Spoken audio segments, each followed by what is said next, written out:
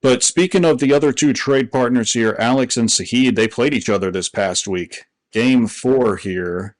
Alex got the win by 33 points, 132.5 to 99.5. He outscored Sajid with his top five, 89 to 73. He outscored him at flex, 43.5 to 26.5. Sajid got him in the bench, but it didn't matter. I think the story of this one is, speaking of that Miami backfield, man, Sajid got somebody. Sajid would have won if he would have started this guy. Can't blame him. You didn't know what you were going to get with A-Chain.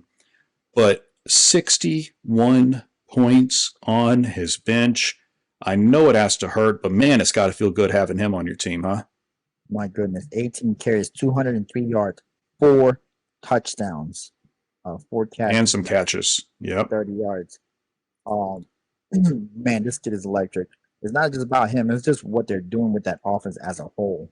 But boy, was that fun to watch. Was it second most, third most? We're gonna have to go back to the history. There's most points scored in the game, but 70 points in the game, and they could have kicked the field goal to take it to 73, but they didn't. But my goodness, I know. I'm a football historian. Top ever score was 73 to 0. Bears okay, over the Redskins. That was in a playoff game. I believe it was back in the 40s, if I'm not mistaken. It was a long time ago.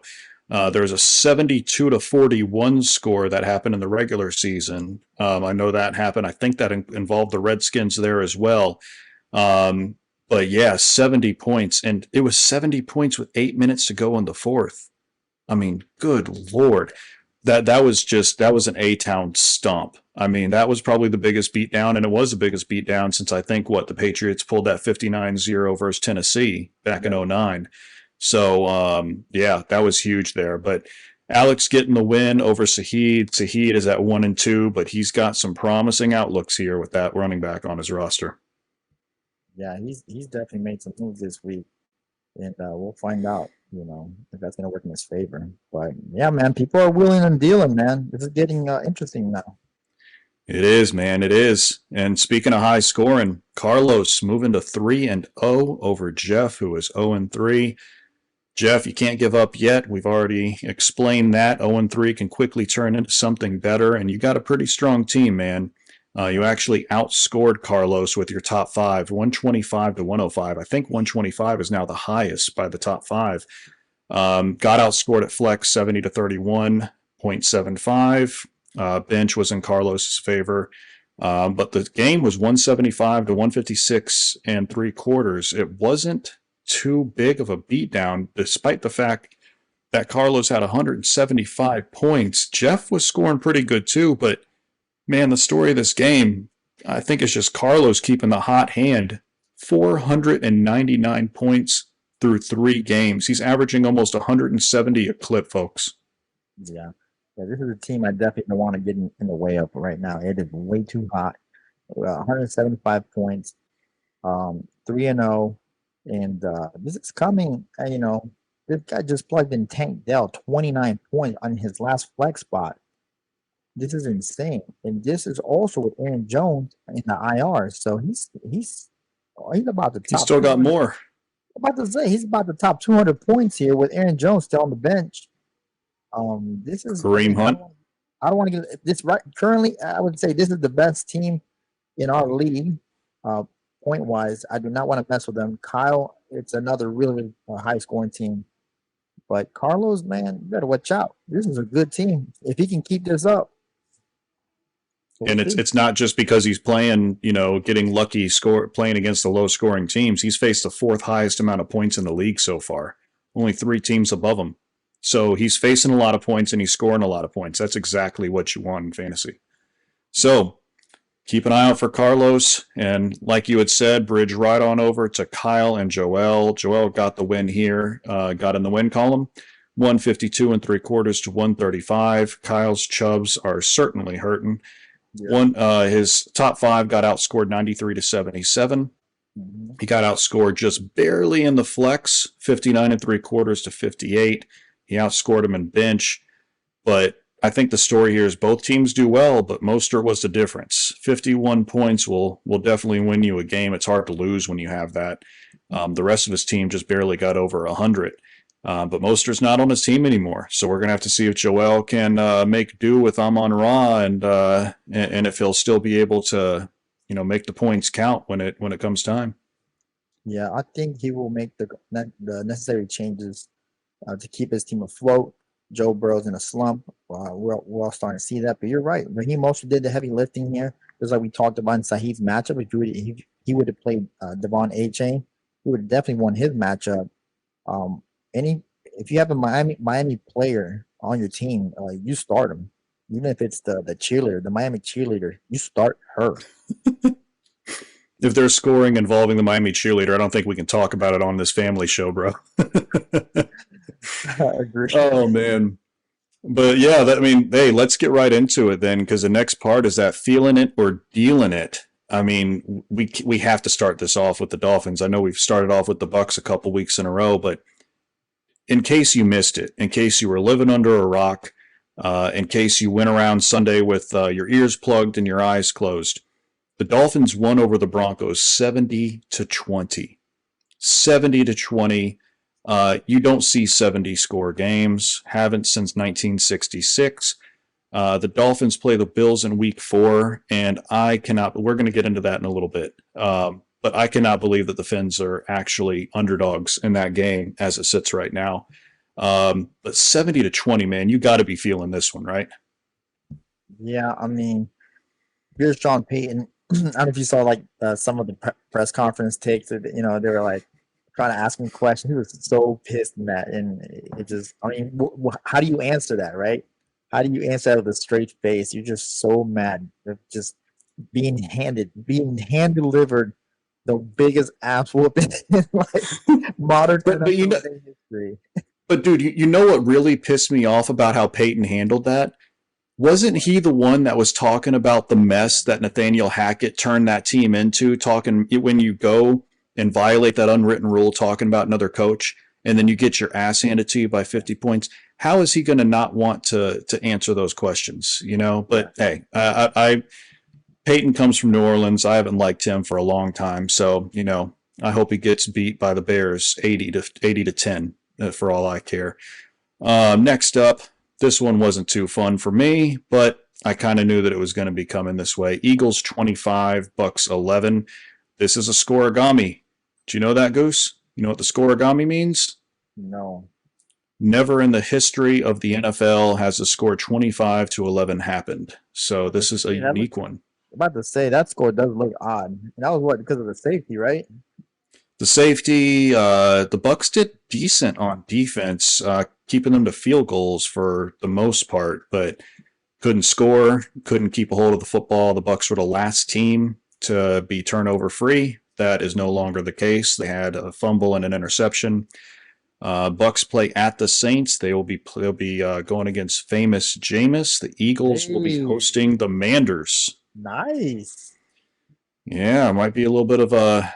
I don't even know if you can call it a revenge game. I mean, at this point, it's been years, but Jameis wants to play well, and this might be his last chance to really get a crack at showing teams if he's worth it. And who knows, maybe it gets him a role on the Jets or something. I mean, I know they signed Trevor Siemian, but who knows if this might do something for him. You remember what happened last time we played Jameis? I think we won that game. Yeah, that was took him out for the whole season. No, that was 2 years ago, I think. Because last year he got benched for Andy Dalton, but the year before that was when we got his ACL torn. Oof. Yeah. Not on anybody. Well, all I know is that Sajid will be getting his lube and Kleenex ready for that one, so I'm sure he'll enjoy seeing Jameis on the field again. His greatest quarterback to ever play the game. So hopefully he throws a lot of touchdowns for the Bucs. Next up, another one that wasn't too fun. Speaking of beads and lube, Texans took a 20-point beating to your Jags. I know this is kind of the norm over the past few years here, but this can't feel too good being a part-time supporter to the Jags over there, Goose? Yeah. Let's go with that. Nah, man. This sucks. This sucks. I'm gonna be honest with you, man. Anytime you talk about Jackson, it gets a little personal. This is not what you were expecting, man. You see C.J. Stroud, rookie quarterback, doesn't even know what the hell he's doing out there. but he's looking good doing it. And then you have, your prodigy quarterback over here, taking a shit. It's not good because you can see them right there on the field, compare contrast, and it just your team is not progressing like you thought you would. And the Houston Texans, who were pretty much tanking last year, they were purposely trying to lose games. Um, on paper, not on paper, on the field, they look better than you. This cannot be good. Best thing that might have happened for the Texans was winning that last game versus Indy last year to get that number 2 pick because, Yeah, lucking into to getting the second quarterback of choice and getting Stroud, I think ended up being the right deal because Bryce Young might still be something, but he doesn't look as good as Stroud right now. no, Stroud looks like an NFL quarterback. I agree. Well, speaking of things to make you smile, the Saints lost. Hey! Hey, all right, good news. They had a 17-0 lead in Green Bay. Packers came back and won 18-17. And the Saints host the Bucs next. Demoralizing loss for them, but the one thing that I will take away from this that I think gets hidden here is how very underrated the Saints defense is. Yeah, yeah. This was a weird game. The Saints are winning this game 17-0, and Green Bay comes back in the fourth quarter and drops 18 points. Beats them. Didn't they miss a field goal? Is that how they lost this one? Or They lost, yeah. They missed a field goal at the end, and what is it that the using the stats and the new line of thinking and when to go for a 2-point conversion? It Right. worked out for one of the first times I can remember where they would have made it 17-10, but they decided to go for 2 so that if they got it, they just needed an extra point to win, and it worked. So pretty cool there. Yeah. Last up that we'll talk about, and this one will be quick, Bills 37, Washington Commanders 3. Bills host the Fins next week. This was a shellacking. Sam Howell and the 2-0 at the time Commanders just looked completely outmatched. Anybody who thought that they were onto something or Eric Bieniemy had turned this offense around got a dose of medicine. Bills look like they should have looked versus Washington. Yeah, it definitely was a scrimmage against a high school team. Sam Howell, 4 interceptions. He just doesn't look the part. And you're right. Whoever's responsible for thinking this was the guy needs to be on the hot seat right now. Think we might end up seeing who's their backup, Jacoby? Kobe Biscuits, man. We've seen him. Hey, he is underrated, man. He really is. I think he'd be.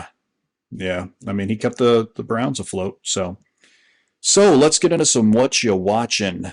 Goose, you have a game you're watching in our fantasy league. What you watching this week, bro? I'm gonna be watching Alex versus Manny. Alex 2-1, Manny 3-0. I think Manny's the favorite in this one. Mm-hmm. 13 points. Yeah, two good teams. Alex is just made a big trade. He's gonna have Mustard, like you talked about. So we'll see if it pays off. But Manny's 3-0, undefeated. Will he keep his undefeated streak alive, or is Alex going to take him down with those fighting dolphins? Hey, have you seen that was it that meme, whatever, with that dolphins like humping that lady? They put the Broncos thing over. Yeah. Yeah. So I wonder if that was good this week, or is this going to be reversed? I don't know, man, but I gotta lay some blame on you. You just made Manny a lot more dangerous, in my opinion, because it might have been underrated and it was worth it, but you gave him Nico Collins for his backup QB, so you're not very popular. You're not very popular right now, the way I see it, because Nico has something. I've always been early on guys, and I had Nico on my squad a couple times last year, and he just didn't hit with their quarterback situation. But he's been looking decent, man. He's good. That's why, man. That's why he was in the trade talks. We'll see. We'll see how this pans out. Yeah. Well, I'll be keeping my eye on a different game. Carlos and Joel. Why? Well, right now, believe it or not, what would you say if I told you that Joel was favored by over 4 points right now versus Carlos? You'd probably say typical ESPN, right? Right.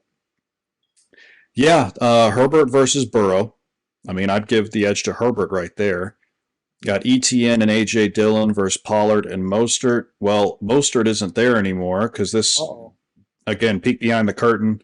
This show doc got created before y'all started your trade gasms over there. Uh, you got you got Hill and Evans versus Ayuk and MT. MT isn't there anymore. right, So I'm interested to see how the trades work out for Joel. He was already favored before. right. He gave up the top running back in the league and improved his wide receiver. Don't sleep on Ayuk and I'm on Raw now. So I'm interested to see what happens. Can Carlos keep it up? Can Joel even his record at 2-2? Well, it's going to be important. It's an important non-divisional game because if Carlos goes to 4-0, all of them non-divisional, that's tiebreakers right there. So Oh, something to look out for. I like that. That would be odd. That would be very odd, and we'll be at the bottom looking up. So, and I'd be remiss if I didn't mention that. And we've already kind of mentioned it here. Uh, you and I play this week, Goose, We sure and it's a do. dynasty belt game. I know you Sure don't do. feel too good at 0-3, but it only takes one win to kind of reverse how you're feeling, doesn't it? Yeah, 100%. Division game. I'm favored by almost 20, but that really doesn't matter. Yeah, it does. Um, you think it does until the games actually start. It was going to be whoever's healthy. I mean, I'll start Richardson if he's healthy. If not, it's going to be Watson. I thought I'd be going up against T-Law, which made my balls tickle, but instead it's going to be Kirk Cousins. So we'll have to see how that goes. I think they play the Panthers this week, I think who actually are, yeah, they're actually fairly good against quarterbacks, but we'll see what happens. all right. CMC and Gibbs versus Bijan and Mondra. Oh, wait, Bijan's not there anymore. Damn. Tossed him off the team. Can I get my money back? Not for this week. Damn. Keenan and Elijah Moore versus DK and Nico. Wait, Nico's not on your team. No, I don't. What the hell is going on here? Man, it's hard to create a show doc when y'all keep messing with me here. So we'll see how that goes. Dynasty belt. If Goose wins it, he not only goes to 1-3 and gets in the win column. He takes the dynasty belt. I'll have another chance to get it from him later in the year with the division game. Just a reminder that you hold the dynasty belt. It's up for grabs, kind of like how the UFC does it. The belt's up for grabs if two are playing for it, and whoever holds it at the end, whether it's by playoffs or regular season, that's who wins it. So, moving on, what you watching in regards to the NFL game? I have an inkling I know what you want to see. Yeah, I want to see the Dolphins and the Bills, man. Take me to the Florida Aquarium. I want to see some dolphins. Yeah. Well, it won't be at the Florida Aquarium. It's going to be in it'll be in Buffalo, which is not in Florida. Last I checked. Over under. Cool. I'm sure they do. I don't know if they have any dolphins. They probably swear those off. They probably keep a bunch of buffalo in there just for the hell of it. A bunch of buffalo drowning in an aquarium. Oh man.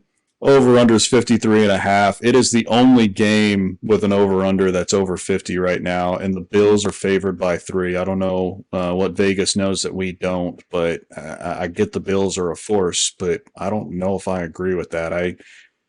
Again, you never know, but the Dolphins have beat the Bills before. It's not like this hasn't happened. Yeah, these two teams hate each other. Speaking of teams that have rosy feelings for each other, I'll be watching more of a defensive battle, Ravens and Browns. Over-under is only 41.5. Browns are favored by 2.5, but I'll tell you why I am excited about this game. Not only am I a defensive nut, which the Browns are the top defense in the league, but these two teams, of course, have a lot of history. The Ravens are the old Browns, right? This is a rivalry that goes beyond football, but the Ravens have that new look offense, which hasn't looked that great, coming off a tough loss to Indianapolis. How are the Browns going to look? The Ravens have a lot of injuries on defense. Can Deshaun Watson capitalize and get his happy ending? It's going to be tough to figure out when it comes to this game because it looks like it should be a defensive matchup, and I think it's going to be a slobber knocker for sure. Yeah, this is definitely a good type of game. They're both 2-1, division game. You're right. The Ravens have not looked like I'll call them underwear champions. That's what I'll call them because there was a lot of hype coming out of camp in the off season when these guys were practicing in their underwear and a lot of YouTube and TikTok highlights of these amazing catches. Guess what? We haven't seen this. Although your boy Zay Flowers has been impressing out there, but Yeah, aside I've from liked that, how he looks, but we haven't seen all the stuff that we're talking about. This high flying, deep ball throwing Lamar Jackson. To me, it still looks like the same old Lamar Jackson out there. yeah, they move the ball when he runs, and the Mm-hmm. Browns might have something to say about that. And yeah, going along with your game of the week, you told me that you're looking at a player who just went off historically last week. Is that right? Yeah, man, I'm looking deep on A Chain, man. I want to see what this kid's all about. I know he's pretty good at was it? Is he at A&M? That's where he comes from, Texas. Think so. Yeah. Yeah, so he was good out there. He was electric, and so far this has translated. They decided to unleash him for the Broncos game, but like the Shanahans, they can call them what shenanigans. You just Hmm. sometimes you don't know who's going to go off, but regardless who's in there, it's going to be exciting to watch. But I want to see him. I want to see what this kid has to offer. I will put that picture up where he looked like Tasmanian devil and left like six people on the floor at the same time. Yeah, That was dude, cool. that was a That was run. cool. He had everybody looking at his ass as he ran by. That was just nuts. Yeah. Well, I'll be taking a look. I know I was pretty negative last week about taking a look at Daniel Jones. I'm gonna have a little bit more hope this week, and I'm Okay. looking at Trevor Lawrence Hey. from your Jacksonville Jaguars. I'm having a hard time with him, man, because remember he was supposed to be the second coming of like that Peyton Manning style can't miss prospect. Yep. And he started to show, we'll forget the Urban Meyer year. That was a wash. Yep. But he was showing signs of what his potential was last year. And this year, he had that first good half, and it's just been kind of downhill from there. Like he hasn't really been showing it. And it's not like he hasn't been playing, teams to where he should be able to show that. Now, he made some good throws that were just inches away from not being touchdowns versus KC. But then last week versus Houston, he looked horrible. So he plays Atlanta this week. They're kind of middle of the tier in regards to how they play quarterbacks. They like to hold on to the football, run the ball. He's not going to have a lot of opportunity. Is he going to be able to take advantage of that? I want to see him do well because I like to see good players in college, all-star players go into the league and actually be good. It makes for a good league. So it's going to be interesting because he was the guy that should put Jacksonville on the map, one of the smallest markets in the NFL. We'll have to see if he can come back to form, hopefully. Yeah, man. We're all hoping he'll come around. These young quarterbacks, they go through these stretches where they struggle, and then all it takes is one or two games and they pop off and they kind of seem to unlock that thing and kind of just go from there. So Mm-hmm. we saw it last year. I think it happened halfway through the season. Um, they got issues, man. They gotta fix some. They gotta patch up that O line. So it's kind of too late to do it now in season. But if they can figure Yeah, that out, provide some kind of more protection, maybe bring Evan Ingram. I don't know if he's even a good blocker, but just give him a little more time and he's maybe not. see, right. Well, man, we're at the end of another show. 3 weeks and we haven't gotten canceled yet. Oh, good. What are your thoughts on week three? I know the past couple of weeks have been all about injuries. We had the bad injury to Mike Williams, but did you have any other takeaways from this past week? Overall, I think teams are starting to come to their form. A lot of teams that we did not expect to be doing well are doing pretty good, like Green Bay. There was a lot of question marks going in. We didn't know what this team is going to look like. And it looks like they're going to be a functional offense without Aaron Rodgers. So that's good for fantasy and us, football fans as a whole. Um, Miami's super exciting and fun to watch. The Chargers, although they're not winning a lot of games, they're scoring a lot of points. So Mm-hmm. I think it's trending in the right direction. They got off to a slow start. The injuries, we beat that, like a dead horse. It is what it is. But I'm just excited towards week 4 and seeing more points, and more points. Yeah, man. That's my thought. Is it feels like we've started to have a little bit more clarity on what teams are going to be, but I'm used to having a little more clarity by now because there's still a lot of teams that I have question marks on. Are the Browns for real? Is this really what the Ravens offense is going to look like? Are the Finns fully for real? Is this not just their ceiling, but is this where they are going to be closer to versus how they finished last year? Even with and without Tua, Tua had some bad games last year, even when he was on the field. What are the Bucs? What are the Saints? There's still all these teams, even the Vikings, the Chargers. I still got a lot of questions. I mean, the Cowboys. I mean, I don't like the Cowboys, but I mean, they lost to the Cardinals, a team they should have stomped. Figure this one out. The Cowboys beat the crap out of the Giants all game long in week one. The Cardinals beat the crap out of the Giants all game long, or all the first half in week two. Then the Giants beat the crap out of the Cardinals in the second half. And then the Cardinals beat the crap out of the Cowboys all week three. It just feels like we haven't gotten as much clarity as I'm used to seeing 3 weeks in. So, yeah, week four should be eye opening because this is the last week coming up before we start hitting those buys. Yeah, yeah, I agree. Yeah, I don't think we will know. The teams that are supposed to win, certain games don't, and the ones that are not supposed to win end up winning. I think that's just the NFL as a whole. But Arizona beating Dallas. If I was a Cowboys fan, I'd be thinking about jumping, doing something crazy right about now. And if I was a Cowboys fan, I'd jump off a bridge anyway. But Oh no, he's not it. Oh, we're gonna get canceled now. oh well, turn me into HR. Yeah, that is the show. Another fun week, guys. Good luck to you. We're starting to get into divisional games in our fantasy league, so start looking for those trades. The cherry has been popped, so Yeah. it is time to be looking because you don't want to be left holding the bag. If you're wanting to get in on a trade, have those conversations now. Doesn't mean you have to trade now, but have the conversations because they don't just happen magically. So, for that, I'm Griz. He's Goose. Goodbye, everybody. Peace.